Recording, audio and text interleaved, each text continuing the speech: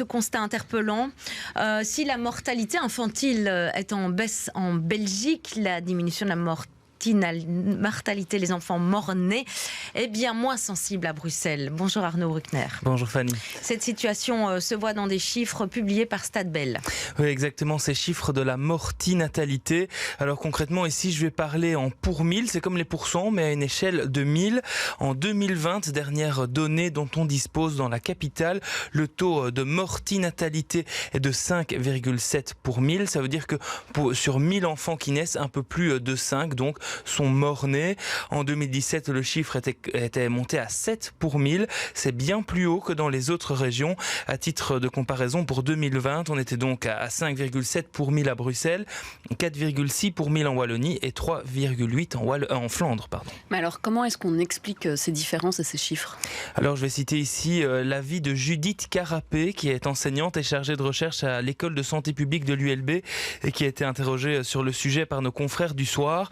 Alors, cette experte, elle avance une grande explication à ce taux de mortalité plus élevé à Bruxelles. C'est la situation socio-économique des enfants bruxellois. Dans la capitale, on le sait, 40% des habitants vivent sous le seuil de pauvreté et des études prouvent qu'on peut donc corréler pauvreté et mortinatalité.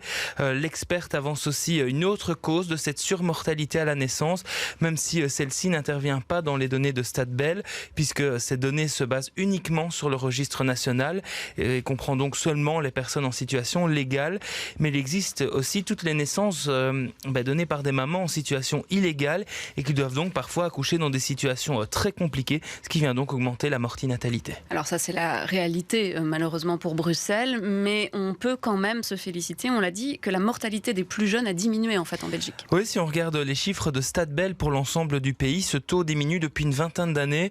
En 2020, sur 1000 naissances, on comptait seulement 3 enfants perdant la vie avant leur premier anniversaire.